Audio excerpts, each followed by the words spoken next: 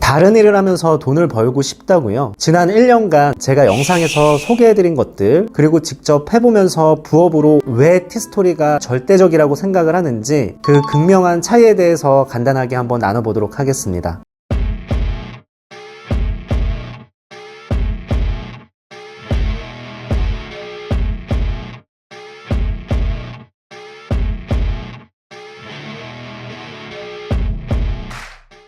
제가 애드센스를 1년 동안 해보니까 이게 너무 좋은 거예요. 애드센스는 작년 6월에 처음으로 시작을 한 거지만 저는 사실 티스토리와 구글 애드워즈라는 광고를 15년 전부터 광고주 케어를 위해서 계속 운영을 해왔고요. 다양한 마케팅을 접촉해 봤기 때문에 아무래도 다른 분들보다는 수익이 더 많이 나왔던 거죠. 그런데 지난 12월부터 업무가 점점 늘면서 요즘에는 사실 거의 못하고 있습니다. 대학생들 가르치는 일도 하고 있고, 그리고 운영하고 있는 광고 대행사 브랜드 사업 할 게 너무나 많아서 블로그는 솔직히 아예 건들지도 못하고 있고요. 그럼에도 불구하고 구글에서 계속 달러로 수익이 들어오고 있습니다. 물론 예전만진 않지만 그래도 하루 30-40달러 정도는 꾸준히 들어오고 있고, 제가 이걸 보면서 아는 지인분들에게 이거 너무 괜찮으니까 한번 해보라고 적극적으로 추천을 해드리고 있는데, 그분들 시작한 지 2-3달도 안 돼서 하루에 1-20달러 정도는 꾸준히 벌어들이고 있고, 이게 지금 실제 일어나고 있는 일들입니다. 자, 그럼 지금부터 왜 다른 부업보다 티스토리 블로그가 절대적인지 한번 세세하게 알아보도록 하겠습니다.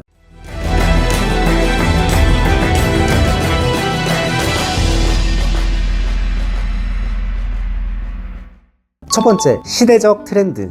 이 구글을 활용한 부업의 큰 장점은 트렌드의 영향이 지금까지 단 한 번도 없었다는 건데요. 우선 네이버처럼 로직이 지속적으로 바뀔 일도 없고, 또 수익 구조가 점점 낮아질 일도 없기 때문에 지난 15년간 단 한 번도 온라인 시장의 흐름이나 트렌드에 영향을 받고 있지 않고 있고, 오히려 구글 포털 점유율이 과거에 비해 꾸준히 상승하고 있습니다. 그에 비해 70% 이상 점유율을 차지하던 네이버 포털은 현재 50%대까지 떨어지고 있는 게 현실이죠. 그리고 다들 아시겠지만 카카오와 다음 커뮤니케이션이 손을 잡다 보니 조회수가 과거 대비 상당히 많이 올라오고 있는데요. 티스토리는 다음 커뮤니케이션에서 나온 플랫폼인 거 여러분들 다 아시죠? 과거에 비해 조회수를 높일 수 있을 만한 루트가 다양해지고 있다는 겁니다. 카카오톡 조회수뿐만 아니라 요즘 핫한 카카오 뷰라든지 어떤 그런 라인을 활용해서 온라인 인프라가 조금씩 구축되고 있죠. 두 번째, 수익의 자동화.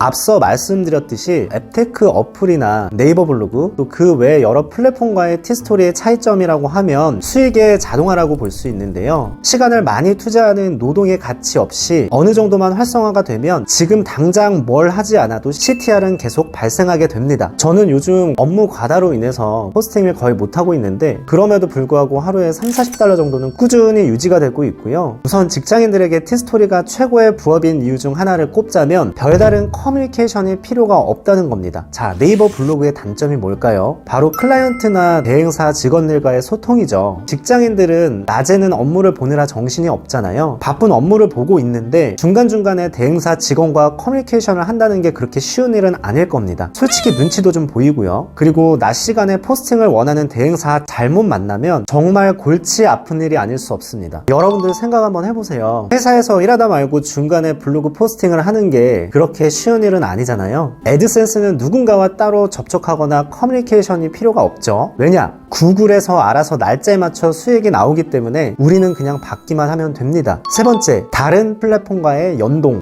애드센스를 메인으로 한 부업은 다른 앱테크나 또 부업 플랫폼과 연동시켜서 응용해 볼 수도 있는데요. 일반적인 앱테크 어플을 메인으로 두고 노동을 해서 어렵게 쥐꼬리만한 그런 수입을 가져가는 건 저는 그리 추천드리고 싶진 않지만, 이 티스토리와 같은 SNS를 활용을 해서 다른 앱테크와 같은 부업 플랫폼을 접목시켜주면 다양한 파이프라인을 구축시킬 수 있기 때문에 저는 괜찮은 방법이라고 봅니다. 일전에 추천인 코드를 뿌려서 누군가가 그 코드로 가입을 하면 자동으로 수익이 발생되는 본나무나 모두닥 어플을 소개해 드린 적이 있는데요. 저는 지금까지 그 플랫폼들에서 월 10만원 이상 수익이 꾸준하게 발생되고 있고요. 유튜브나 블로그의 어플 인터페이스를 소개를 하고 코드를 뿌려서 자연스럽게 가입을 유도해 봤습니다. 결과적으로 봤을 때 많은 분들이 제가 뿌린 코드로 가입을 해서 꾸준히 이용을 하다 보니 저에겐 그냥 부차적인 수입도 따라오더라고요. 또 보드 발행을 해서 카카오비와 같은 그런 플랫폼으로도 수익 라인을 구축을 해 볼 수도 있고, 수익이 어느 정도 발생이 되면 되면 내가 아는 간단한 정보를 약 10페이지가량으로 포인트만 정리한 파일을 만들어서 흐몽이나 탈인과 같은 그런 플랫폼에 판매하는 방법도 있습니다. 요즘에는 가독성을 높이기 위해서 동영상을 직접 찍어서 재능 마켓에 판매되는 그런 거래 수요도 늘고 있다고 하네요. 네 번째, 가장 중요한 팁.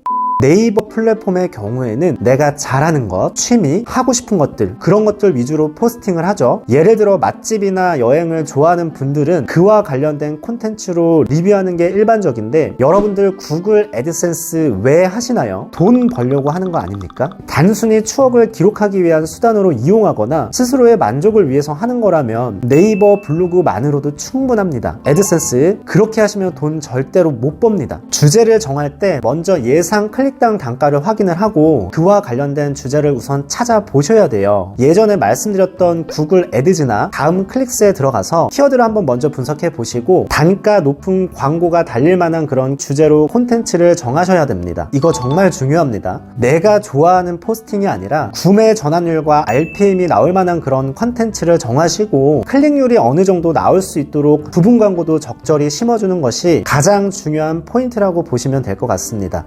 여러분들 구글 애드센스를 활용한 티스토리 부업은 지난 20년간 트렌드의 영향을 받지 않고 있고 오히려 그 점유율이나 조회수는 점점 높아지고 있죠. 또 환율도 점점 올라가고 있습니다. 메인 부업으로 꼭 이 티스토리를 적극적으로 활용을 해 보신다면 다른 일을 하면서도 부담 없이 시도해 볼 만한 가치가 있을 겁니다. 아직 시작을 안 하셨거나 승인 거부로 인해서 포기하고 있었다면 다시 한번 새로운 마음으로 도전해 보시기 바랄게요. 여러분들 늘 응원하겠습니다. 감사합니다.